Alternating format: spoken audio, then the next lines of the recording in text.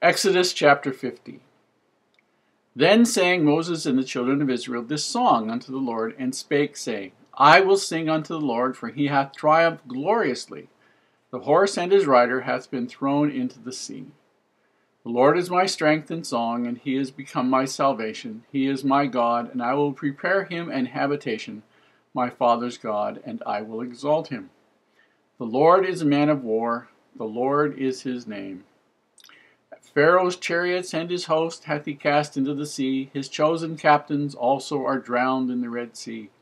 The depths have covered them. They sank into the bottom as a stone.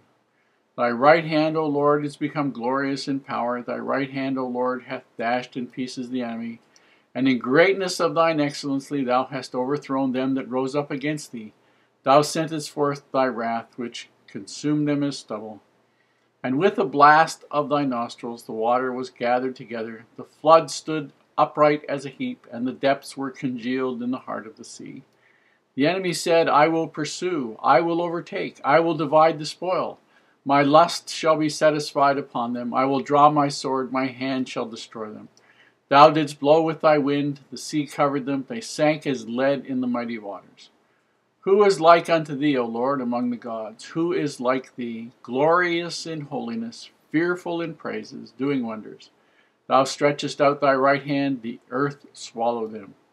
Thou in thy mercy hast led forth the people which thou hast redeemed. Thou hast guided them in thy strength unto the holy habitation. The people shall hear and be afraid. Sorrow shall take hold on the inhabitants of Palestina.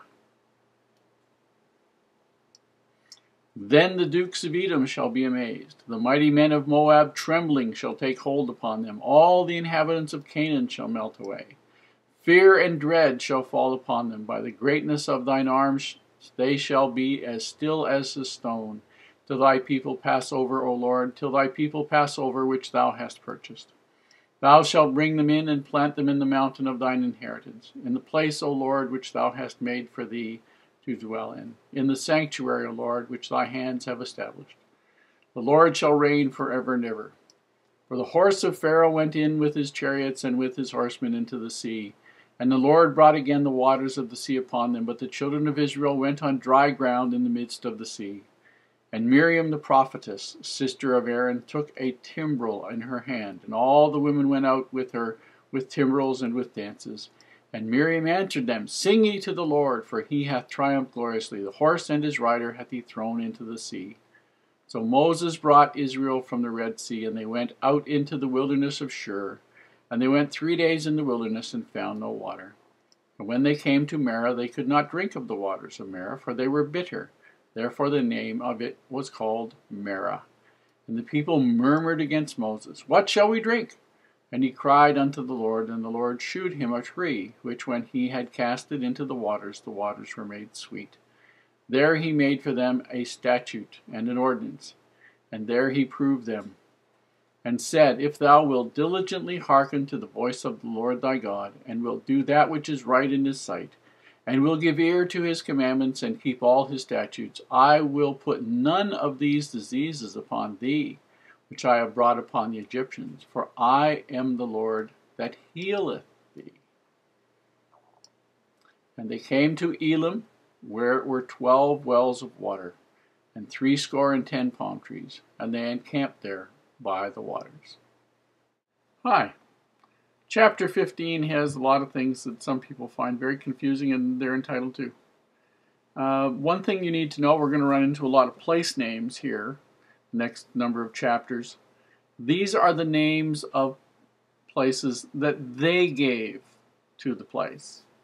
It was very common in those days when you were traveling to give the place that you stopped, place you rested, place you saw, something you saw, a name that you wanted to give it, that you felt was appropriate, something to remind you and the people who were with you of what it was. It didn't have to be the name that everybody else called it. It doesn't have to be anything that we know about today. These were just names that they gave to places.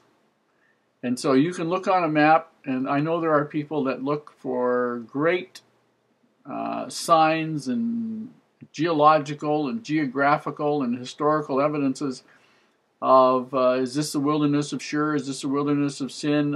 Can we find some wheels from chariots at the bottom of the Red Sea as evidence that Pharaoh's chariots were drowned in the Red Sea? I think that's all a waste of time. No offense, would be nice, but if you brought up a chariot wheel, what have you proven? That there was a chariot wheel at the bottom. You have no idea how it got there.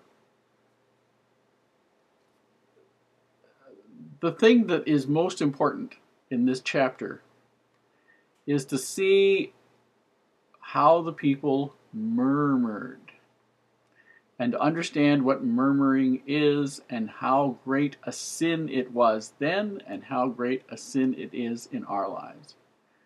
Murmuring is a form of lying and deceit and cowardice. And what it was for these people, what it is in our own lives, is talking about somebody's leadership skill, something that somebody is doing, behind their back to somebody else, and never having the courage or honesty to go to the person with whom we have the dispute or the problem and saying, this is what I see is happening here. I may not understand why it's happening, but it bothers me. Would you help me understand why it has to be that way? Or maybe you don't even realize you're doing it, but it's causing a problem. And these people in the Old Testament, there are at least 15 to 20 times where these people murmured. And when you understand how totally destructive it is, because the person that you're talking about most of the time hasn't got a clue that there's a problem. If you went to the person instead of talking behind their back about them, about what you see as the problem, if you went to them and expressed your point of view honestly and openly and giving them support and saying, I'd like to support you and help you and all the rest of it, but this is something I really don't understand. Most people aren't that honest, quite frankly. They're afraid to offend somebody. They're afraid to center themselves out, make themselves stand out and say, I don't understand this. And that's the problem. Now, it doesn't make any difference whether it's in personal relationships, family relationships, business relationships, in between companies or whatever. Murmuring is always destructive and is always a sin. And the thing to learn is that it's a problem. Now, later on, it says the prophetess, Miriam describes her as a prophetess, and I know there are people in various groups that have sort of taken off with that. Oh, she was every bit the equivalent of Moses, and she could tell people what was going to happen. Well, that was in Miriam's mind, that was. But a little later on in the scriptures, God calls Miriam and Aaron and Moses out of the tent, and he lets Miriam know and Aaron know in no uncertain terms that there is one prophet in Israel, and his name is Moses. And he is the only one to whom God talks, and he is the one that is supposed to tell the people what is going to happen. And Miriam is trying her best to take over that authority because she's his older sister. And she has some influence among the people, but she doesn't have righteous influence. And the surprise to her is that when the Lord leaves on that instance, Miriam has leprosy from God to scare the willies out of her because she has been unrighteous. So the prophetess really wasn't. And murmuring is a sin.